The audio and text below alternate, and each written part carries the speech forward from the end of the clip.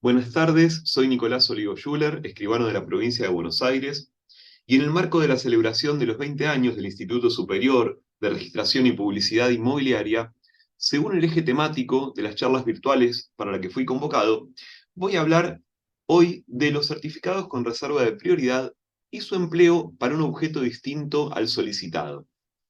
En esta oportunidad vamos a hablar de la certificación registral, de la prioridad, el objeto de la certificación y los parámetros que deben regir en la utilización para un acto distinto al solicitado.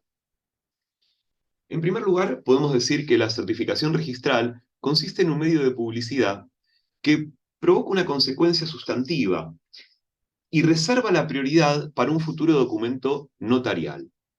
En este sentido, la prioridad que se denomina directa es la posición que adquiere un documento en el momento de su ingreso al registro, cuando se practica el asiento de presentación en el libro diario.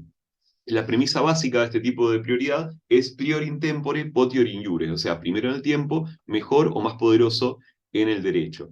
Y abarca todos los documentos que ingresen, sean judiciales, notariales o administrativos. La prioridad indirecta o retroprioridad es la que se cuenta desde la fecha cierta del documento notarial que accede al registro, siempre que ingrese dentro del plazo legal. Estamos hablando del artículo 5 del decreto de ley 17.801. Y por último, la reserva de prioridad indirecta, es decir, es la que consiste en el efecto de protección al negocio jurídico en gestación, y lo brinda la expedición del certificado registral que asegura que la situación jurídica existente al momento de la expedición del certificado no variará hasta el ingreso definitivo del documento si se utiliza dentro de los plazos y para el objeto para el cual fue solicitado. Cuando el registrador expide un certificado a solicitud del escribano interviniente, esta circunstancia se anota en forma simultánea en el folio que corresponde al inmueble, y por esta razón la certificación en sí participa tanto de la publicidad formal como de la publicidad material, porque divulga los asientos registrales y además provoca efectos sustantivos anoticiando el negocio jurídico en gestación. Cualquier otro instrumento que ingrese en el plazo de vigencia, es decir, desde la expedición del certificado hasta la recepción del documento correspondiente, será inscripto en forma condicional.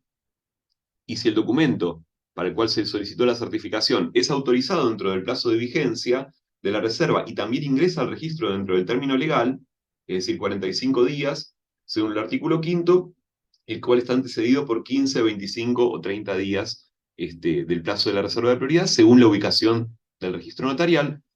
Si se cumplen todos estos requisitos, el documento notarial desplaza a cualquier otro que se le oponga o sea incompatible.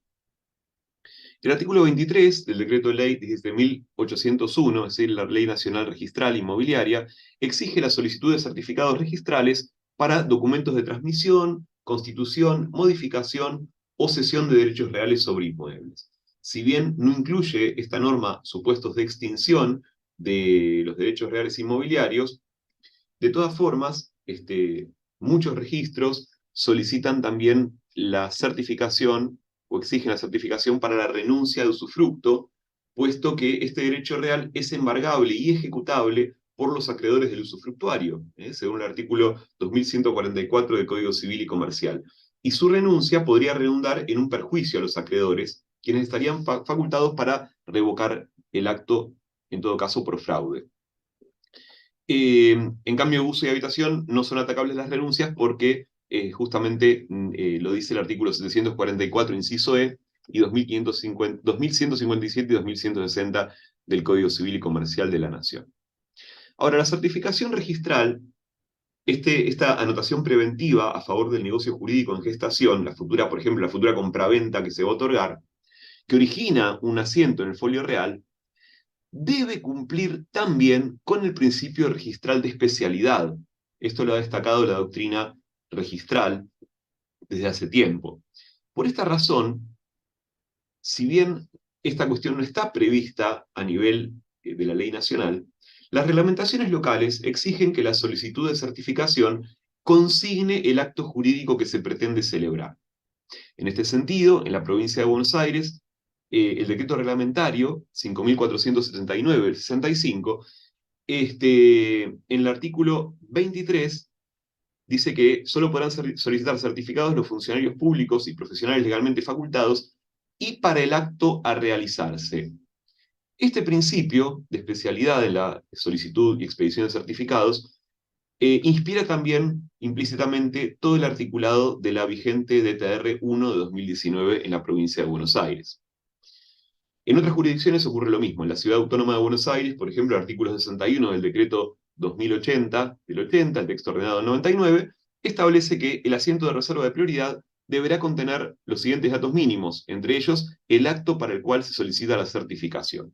Es decir, que como principio general, el certificado debe ser empleado para autorizar el acto jurídico expresado en la solicitud. Sin embargo, la doctrina ha entendido que resulta posible utilizar el certificado para autorizar un negocio de menor extensión que aquel para el cual se solicitó. Es decir, si el acto jurídico es de mayor extensión, se perderían los efectos de la reserva de prioridad. Pongamos, por ejemplo, se solicitó para constituir un usufructo y el inmueble se termina vendiendo. Porque la alteración del acto puede perjudicar los derechos de terceros interesados que han obtenido una anotación condicional o que pretenden hacer valer sus derechos contra el producido económico del inmueble que está en el patrimonio de su deudor. Por ejemplo, un acreedor embargante, a quien se le anota una medida cautelar en forma condicional por haberse expedido un certificado con anterioridad para autorizar, pongamos por caso, una hipoteca, a lo mejor este acreedor puede no efectuar diligencia alguna por la idea de que por el monto de la hipoteca a otorgarse, sus posibilidades de cobro del embargo no se verían afectadas. Pero si con ese certificado se autorizara una venta, el embargante se encontraría perjudicado a todas luces. Eh, También cuando está expedido el certificado, si el acreedor llegara con un embargo al registro y se le informa la previa reserva de prioridad, podría interceptar el negocio jurídico que su deudor vaya a otorgar y en todo caso que perjudique sus intereses. Una vez que está trabada la medida cautelar en forma condicionada, el acreedor podría solicitar un nuevo oficio que ordene trasladar el embargo al precio de la venta del inmueble, notificando al oficial público interviniente. Este nuevo embargo no interrumpiría la reserva de prioridad, porque el notario, al momento de autorizar la escritura, estaría obligado a retener el monto indicado en el precio de venta, por supuesto, salvo que se trate de transmisiones a título gratuito o con el precio abonado antes del acto. Eh, si el embargante notificara al escribano interviniente con posterioridad al acto de escrituración, la medida cautelar sobre el precio de la cosa devendría inoperante. Bueno, en el sentido de poder utilizar los certificados para un acto de menor envergadura o de menor extensión, la 15ª Reunión Nacional de Directores de Registro de la Propiedad ha concluido que, en principio, la certificación debe ser utilizada para el acto para el cual fue solicitada, pero nada impide su uso para actos de distinta naturaleza cuando estos comparten la constitución o transmisión de derechos reales de menor contenido o entidad jurídica que aquel para el cual fue requerido. En tal caso, deben respetarse la gradación de los derechos reales en función del conjunto de atribuciones que a cada uno de ellos adjudica el Código Civil, comenzando por el de mayor contenido, que es el de dominio, y continuando con el usufructo, el uso, la habitación, la hipoteca, la antequesis y la servidumbre. Esto fue la declaración hecha en el año 1978, por supuesto con anterioridad a la vigencia de los nuevos derechos reales previstos en el Código Civil y Comercial de la Nación. Hoy en día, la superficie tiene mayor extensión de facultades que el usufructo, así que encabezaría la lista de los derechos reales sobre cosa ajena. Bueno, después tenemos la 7ª Reunión Nacional de Directores. Ha dicho también que si se hubiera requerido la certificación para un negocio causal distinto del instrumentado, la escritura que así se instrumente solo podrá registrarse sin contar con la protección que le confiere la reserva de prioridad indirecta, y por consiguiente su eficacia en sede registral, con relación al tercero, solo cuenta a partir del momento de su presentación en el registro para su inscripción. Es decir que si se emplea para un contenido o la constitución de derecho real de mayor extensión que la solicitada, la consecuencia es la pérdida de la reserva de prioridad y el ingreso al registro con la prioridad directa a que nos hemos referido al principio. Hasta ahora estas cuestiones doctrinarias y de eventos científicos han recurrido al concepto de el contenido del futuro derecho real. Pero entendemos que este, que es uno de los criterios para utilizar un certificado para un acto de distinta envergadura que el solicitado, tiene que conjugarse también con el estudio del acto causal, o sea, el estudio de la causa final del negocio jurídico que se va a celebrar y que responde al título de adquisición. Es decir, eh, la solicitud para la transferencia de dominio solo indica en todo caso un futuro derecho real, pero ¿cuál es el título causal? Compraventa, donación, permuta, dación en pago. ¿Son intercambiables estos negocios jurídicos? Es decir, que en relación con la causa de adquisición, cabe preguntarse si un certificado solicitado para una compraventa puede servir de base para autorizar otro acto jurídico, por ejemplo, una donación, una permuta, una dación en pago o viceversa.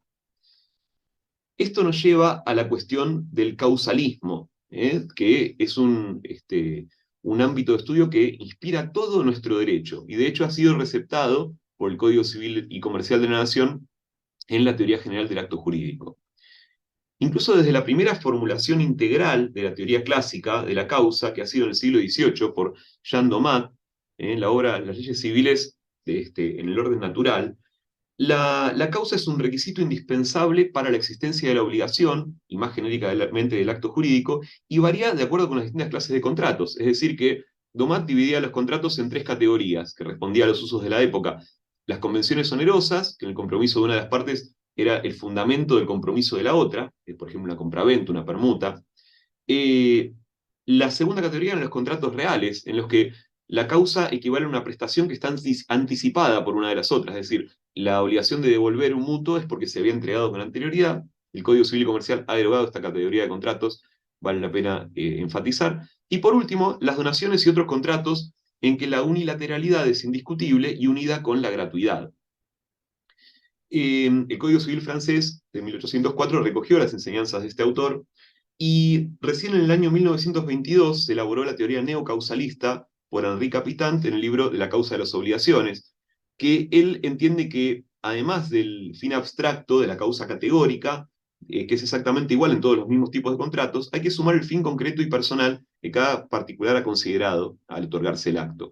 En el derecho argentino, Federico Videla Escalada participa de la teoría neocausalista, dualista, cuando sostiene que la causa es la finalidad o razón de ser del negocio jurídico, entendida en el doble sentido de la causa categórica de la figura y de los motivos relevantes, admisibles para el derecho, que hayan impulsado en concreto a contratar a las partes.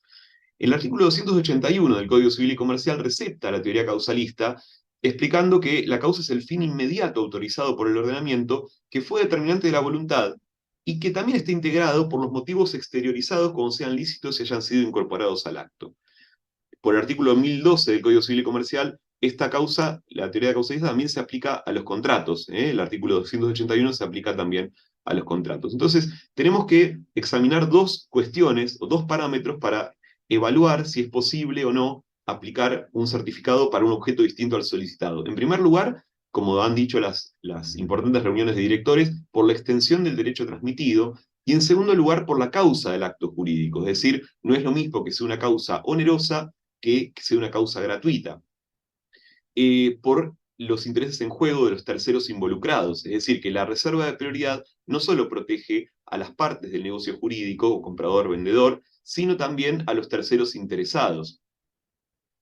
Y en conclusión, podemos decir que la certificación puede utilizarse para un acto jurídico de menor extensión, según la gradación doctrinaria del contenido de los derechos reales, siempre y cuando coincida la causa del negocio y el tipo de contraprestación que persiga el acto jurídico. Es decir, que cuando cambia la causa, no es lo mismo una compraventa que una donación. Si uno solicitó el certificado para compraventa, no se podría utilizar para donación, porque la expectativa del acreedor del vendedor es muy diferente en uno o en otro caso, y tampoco, por ejemplo, para una dación en pago donde en realidad ya había una obligación preexistente, con lo cual tampoco es una contraprestación a la manera actual de una compraventa. Eh, bueno, y después esto podría predicarse también no solo para las transferencias de dominio, sino para las distintas constituciones de derechos reales. con las distintas desmembraciones del dominio, es decir, no es lo mismo la constitución de usufructo onerosa que una gratuita para el punto de vista del acreedor del vendedor. ¿Eh? Eh, Entendemos que este criterio debería receptarse a nivel nacional a través de su incorporación al articulado del Decreto de Ley 17.801 del año 1968. De esta manera, lograríamos la recepción legislativa a nivel nacional de los criterios expuestos tanto por la doctrina mayoritaria como los distintos eventos científicos registrales de nuestro país. Muchas gracias.